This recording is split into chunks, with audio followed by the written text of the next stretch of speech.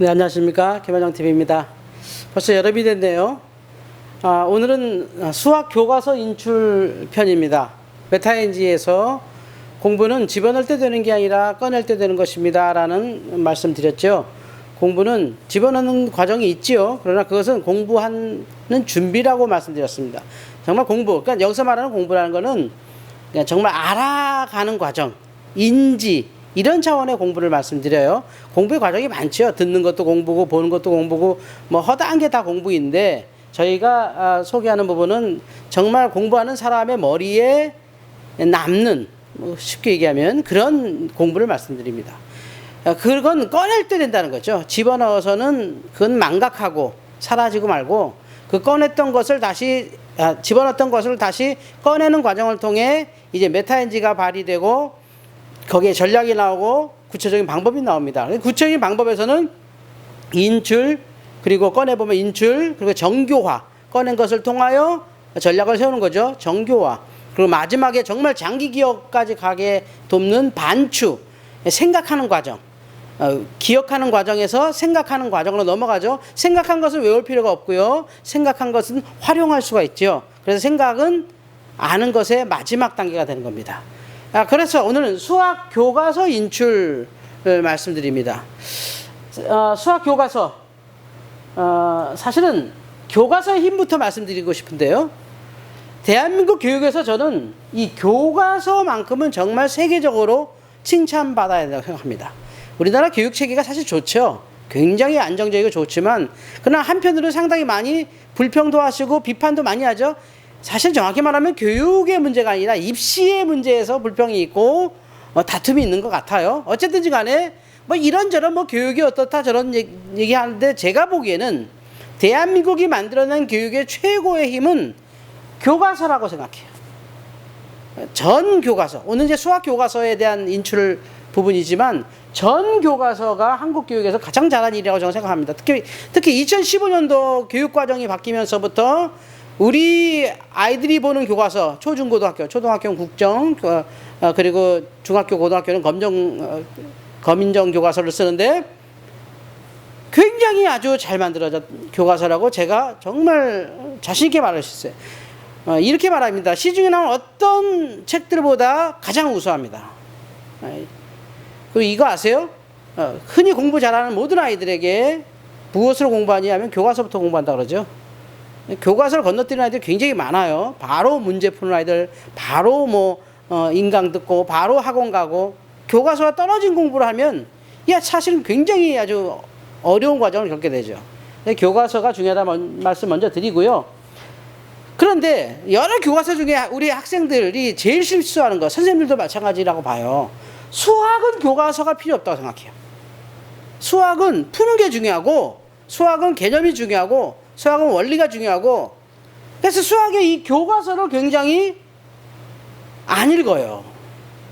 모든 과목이 교과서 중요하지만 제가 수학 교과서를 말씀드린 이유는 가장 안 읽는 교과서 중에 하나이기 때문에 그래요. 가장 아까워요. 우리 여기 혹시 수학을 비전공하신 분, 저도 비전공자입니다. 수학은. 수학에 대해서 공부한 지가 오래되신 분이 있다면 지금 당장 초, 중, 고등학교 어떤 교과서든 수학책을 읽어보세요. 깜짝 놀라실 겁니다. 이렇게까지 잘 나왔나 할 정도로. 그 정도로 2015년도 이후의 수학 교과서는 필독서입니다. 정말 필독서입니다. 수학 교과서를 안 읽기 때문에 수학을 포기한다고 저는 생각해요. 엄밀히 말하면요. 다음 주에 저희들이 이제 한글 얘기를 하게 되는데, 엄밀히 말하면 수학 교과서를 아이들이 못 읽는다고 표현하는 것도 맞아요. 읽긴 읽는데 정확히 읽어내지를 못해요. 그래서 이 수학 교과서를 정확히 읽는 방법을 오늘 얘기 나누고, 수학 교과서의 중요성이 있죠. 인출 과정의 첫 번째인데요. 수학에서 인출은 수학 교과서 읽는 거예요. 처음은. 근데 문제는 이 정독 과정 들어가기 전에 아이들이 수학은 무조건 문제 푸는 습관이나 훈련부터 한다는 거죠. 수학은 문제 푸는 거다. 절대 아니거든요. 그것도 있죠. 수학 안에. 근데 수학은 문제부터 푸는 습관을 교정해야 돼요. 수학은 철저히 교과서 읽는 습관부터 들여야 합니다. 혹시 중학교 이하의 아이들, 중학교 2, 3학년 아이들까지는 정말 수학 교과서를 오늘 제가 소개합니다만 10번 정도는 읽고 공부해야 돼요. 정말 중요한 거예요. 그래서 인출 과정 첫 번째는 정독인데 문제 푸는 습관 멈추고 책부터 열어라. 그리고 한 단원 한 단원 정말 정성껏 읽어라. 특히 초등학교, 중학교 교과서 한번 보세요. 아니 그걸 읽어서 모를 수가 있을까요? 글을 모르는 거죠. 그거는 정확히 말하면 거짓 독서. 글자는 읽지만 진짜 글의 내용을 읽어내지 못하는 거짓 독서의 습관이 든 아이들은 못 읽죠. 그래서 독서가 중요한 건데요. 그렇지 않다면 수학 교과서 한번 읽어보세요.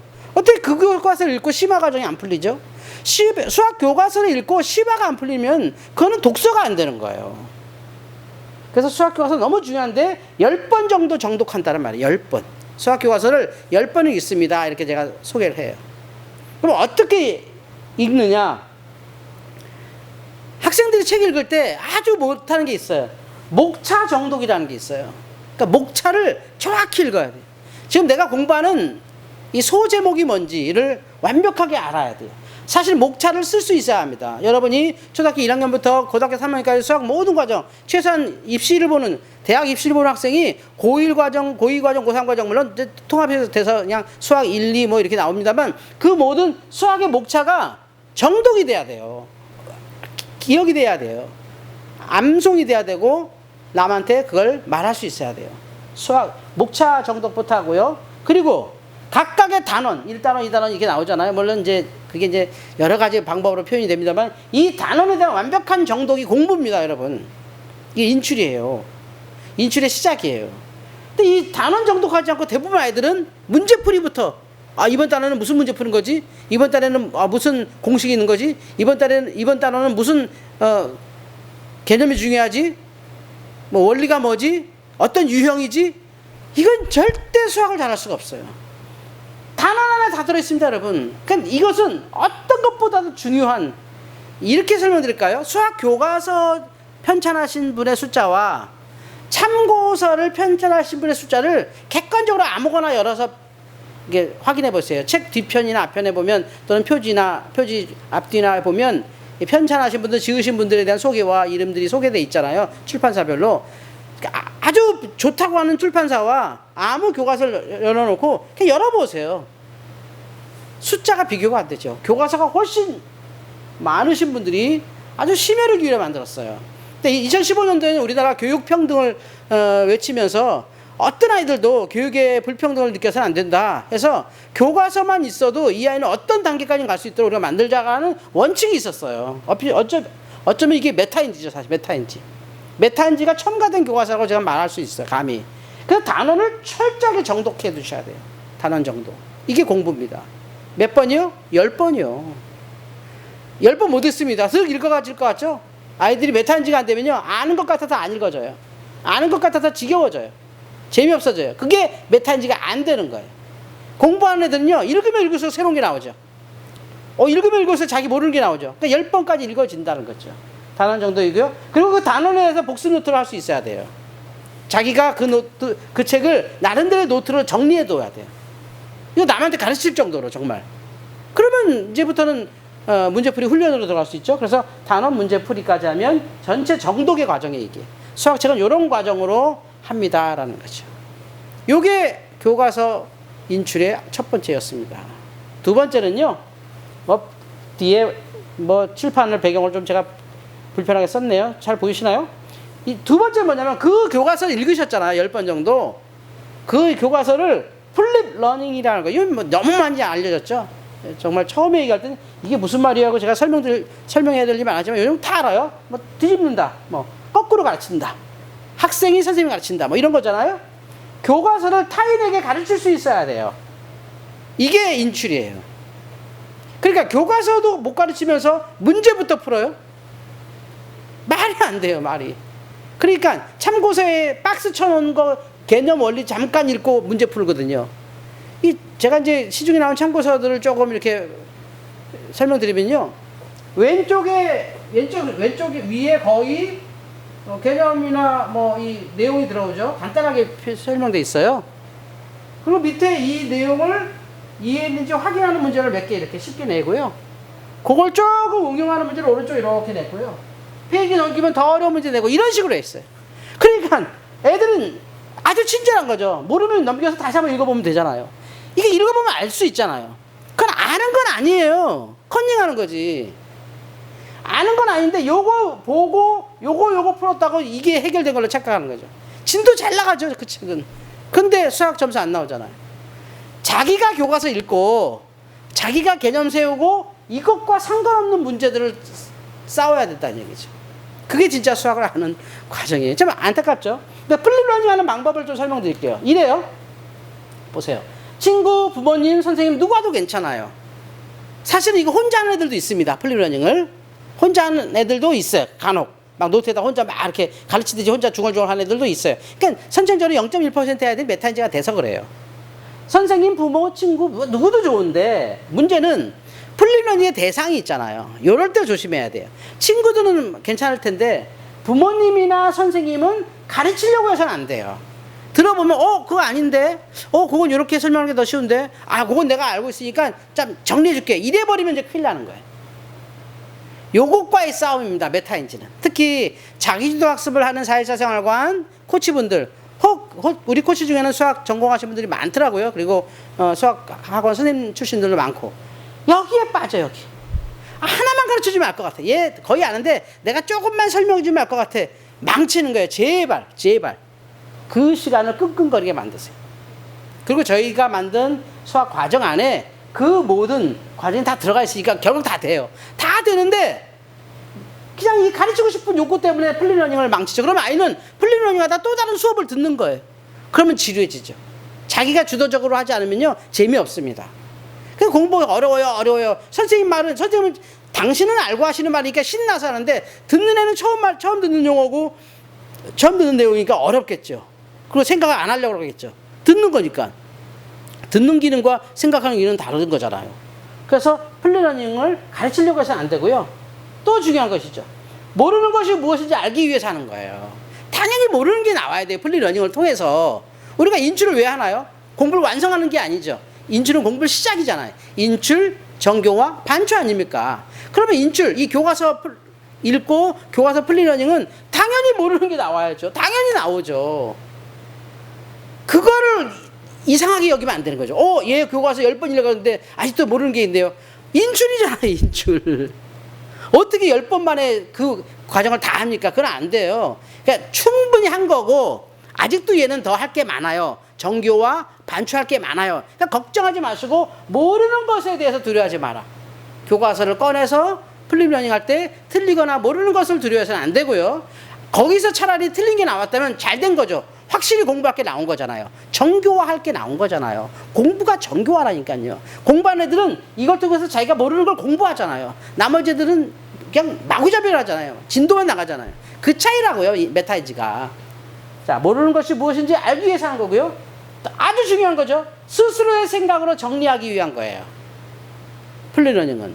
이게 제가 말한 장기적으로 가는 훈련이잖아요. 스스로의 생각으로 정리한 것은 외워질 필요가 없어요. 이거 정말 내 생각화돼요. 그러니까 이 공부의 마지막은 뭐냐면 그 얘기가 내 생각 이거였거든요. 저 선생님의 얘기가 바로 내 생각화된 거죠. 이러면 얘는 이제 완벽하게 아는 거예요. 예, 완전히 그냥 우리 요즘에 왜 덕후 이런 말 써요. 덕후가 된 거죠. 그 과목에 대해서는. 자기 생각이 완전히 바뀌는 거죠. 스스로의 생각으로 정리하기 위해서 플립러닝 합니다. 라는 말씀 드렸어요. 부디 누구가 해도 괜찮지만 대상자가 특히 부모님이나 선생님이 그래요. 초등학교 저학년들은 부모님이 그럴 것 같고 보통의 아이들은 선생님들이 그런 실수를 하시는데 막 들으면서 가르치려고요. 그거 아니야. 그건 아닌데 내가 잘 설명해 줄게. 너가 많이 공부했으니까 요것만 도와줄게. 잘 봐 하면서 막 가르치면 얘가 했던 메타인지 과정이 다 무너지는 거예요. 이 아이의 두뇌가 아니잖아요. 제발 여기서 실수하시면 안 되고 모르는 것이 나오는 건 당연한 거다.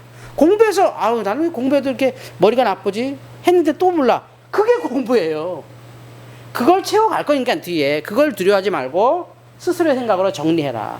그러면 정교화의 깊은 과정까지 갈 수 있게 됐고요. 그리고 이제 우리가 책을 읽었죠. 그리고 플립러닝 했죠. 1단계는 정독, 목차도 정독하고 뭐 단원도 정독하고 제가 말씀드렸잖아요. 정독하고 그리고 플립러닝으로 내가 읽은 거를 10번 정도 읽은 걸 친구들에게 설명하고 마지막이 이제 확인학습이죠. 초등학생 같은 경우는 초중학생은 익힘책 같은 정도의 문제를 통해서 인출을 확인하는 겁니다. 저희 메타인지에서는 414 SDL에서는 인출책이 아예 있죠. 인출 원투가 있잖아요. 그래서 교과서 인출을 제대로 할 수 있도록 책을 만들었습니다만 어쨌든 교과서 정독한 것에 대한 인출 과정으로 마지막 익힘책 정도 푸시면 보통 초등학교 기준으로 이렇게 말씀드려요. 익힘책을 잘 모르시는데요. 익힘책이 쉬운 책이 아닙니다. 익힘책 정도 완전히 풀면요. 제가 현장에서 보면 심화를 할 수 있어요. 물론 그 더 깊은 심화는 뭐 하기 나름인데 어쨌든 우리가 다음 학년으로 넘어가기 위해서 또 다음 과정을 이해하기 위한 수학의 능력으로는 충분히 이것만으로도 끝난다. 사실 인출 과정만 해도 현장의 수학은 거의 됩니다. 물론 저희는 이제 아이들에게 더 높은 꿈을 실현해주기 위해서 정교와 반추라고 하는 뭐 흔히 하는 올림피아드 문제도 스스로 풀도록 이렇게 지도가 있는데 어쨌든 인출만 이렇게 안 박혀도 수학을 포기하지 않고 자기의 꿈을 찾아갈 수 있다 생각합니다. 오늘 교과서가 중요하다 말씀드렸어요. 2015년도 이후에 교과서도 읽지 않고 막 문제부터 풀지 마라. 그 이후에 나온 책은 너무 좋은 책이었다. 지금 아이들이 갖고 있는 책은 너무 좋은, 그 아이가 가질 수 없는 정말 좋은 교과서를 갖고 있다. 그 좋은 교과서 안 읽고 막 문제집만 찾아다니고 막 인강만 찾아다니면 얘는 헛고생하는 거다. 제발 교과서를 정독하고 풀림 러닝하고 익힘책 정도는 반드시 풀고 공부해라 라는 말씀을 드렸습니다. 너무 당연한 말씀인가요? 현장에서 가장 잘 안 지켜지는 얘기이기도 해요.